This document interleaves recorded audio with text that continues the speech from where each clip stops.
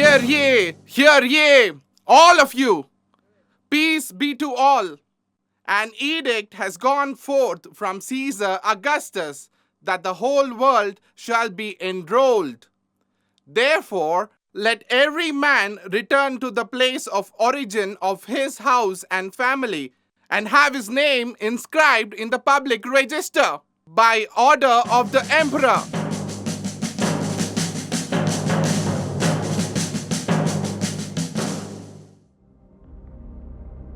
What is this intrusion, this imposition in our lives?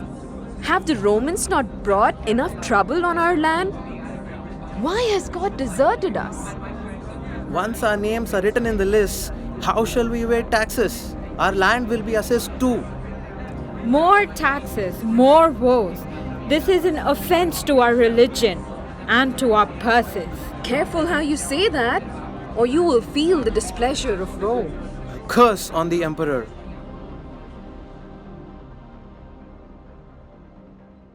Joseph, you are home, but you are worried. I have just heard disturbing news. The emperor has called a census. Why?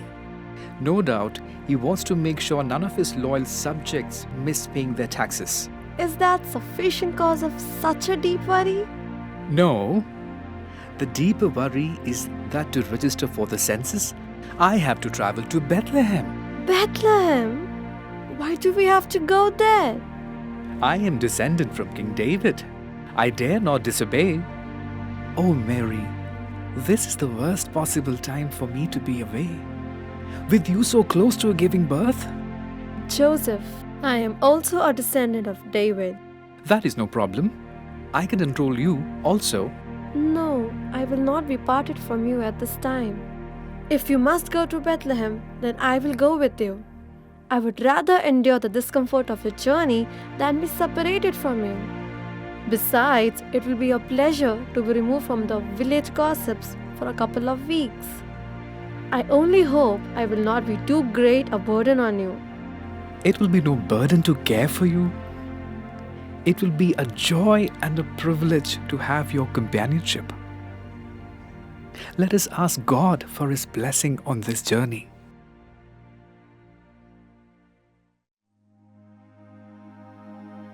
That must have been a difficult journey for you. It was certainly a most uncomfortable one. Take that trip to Bethlehem. Can you imagine what it was like to be 9 months pregnant and have to ride 100 miles on the back of a pony donkey? I walked as much as I could, but that was slow going because I got tired easily.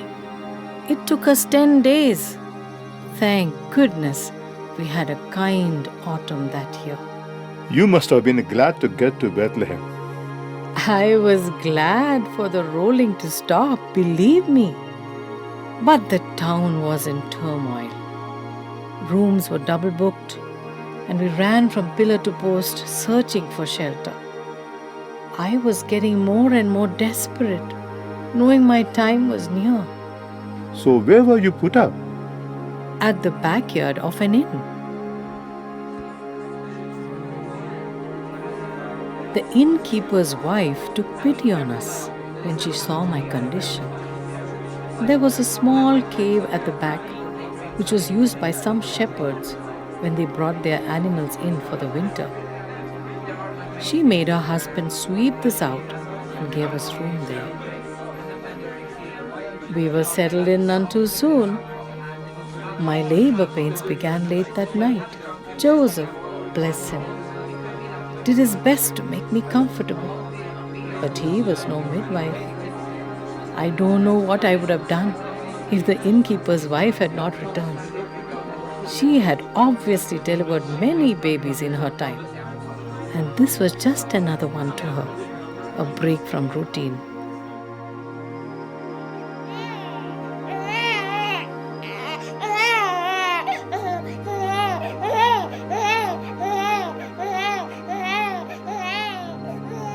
To hold that baby, how can words describe the wonder? Every baby is a miracle. But suddenly, all the pain, the discomfort, the ordeal vanished as I held Jesus. After Joseph and I married, I could not shake a great fear. Had he done it only out of duty? And how would he react to the child? So when he asked to hold Jesus, I could scarcely breathe. His big, calloused carpenter's hands reached down and took the baby and brought it up to his face. And then the miracle happened. A look of mingled wonder, awe, and love spread across Joseph's face as he cradled Jesus. And then that big man wept. Tears of joy fell without shame. And Joseph knelt beside me, put the baby back in my arms, and held the two of us in his strong embrace. And I knew it was going to be all right.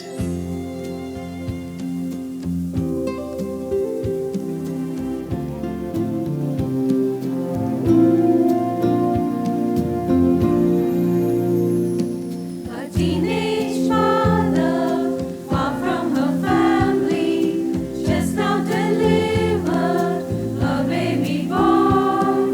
It's nothing at all the way she thought it would be, but tonight everything's right. Mary rocks the rock that will be the foundation for her life and beyond.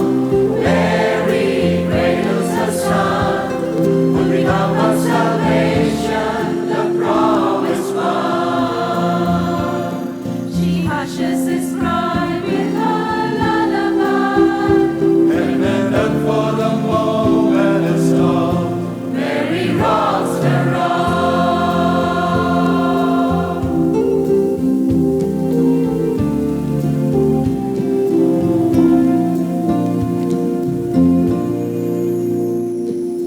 Peace on the earth today has a champion. The gift of his birth, his goodwill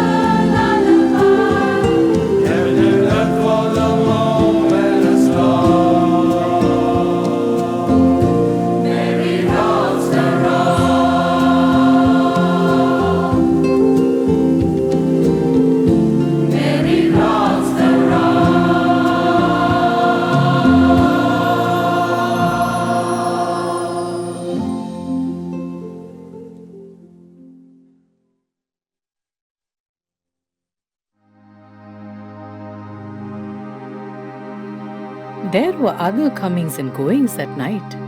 You heard about them. Those rough shepherds from the hillside who came at the angel's bidding. Angels surely had a big part to play in this whole story. He is so tiny. Is this the tiny baby who will save the people from their sins?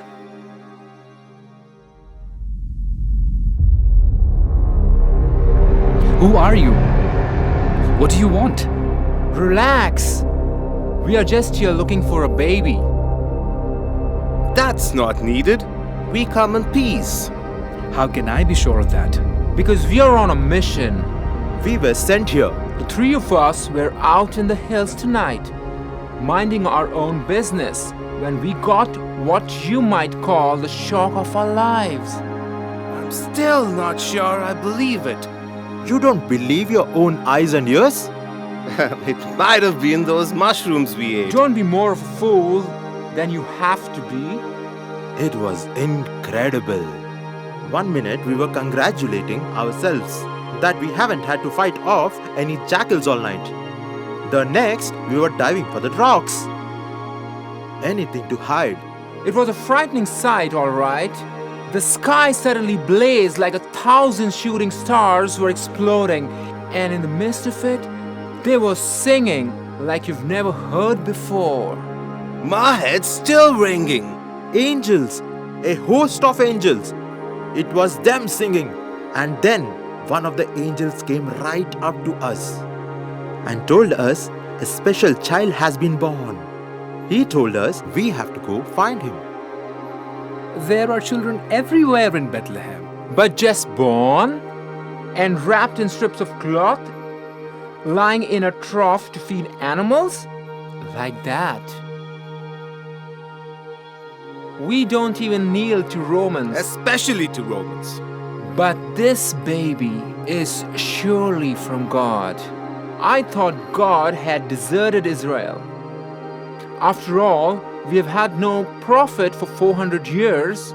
But now... He's given us a sign. The Messiah. That's what those angels said. Yeah, right. I'm willing to give God the benefit of the doubt, and I think there's a few others who need to hear about this. Come on, we've seen what we were sent to see. I suppose the story will be worth sharing and telling everyone that we have seen He who is the Christ, just as the angel told us. Can you believe that? It is true what the angel said. He will save the people from their sins.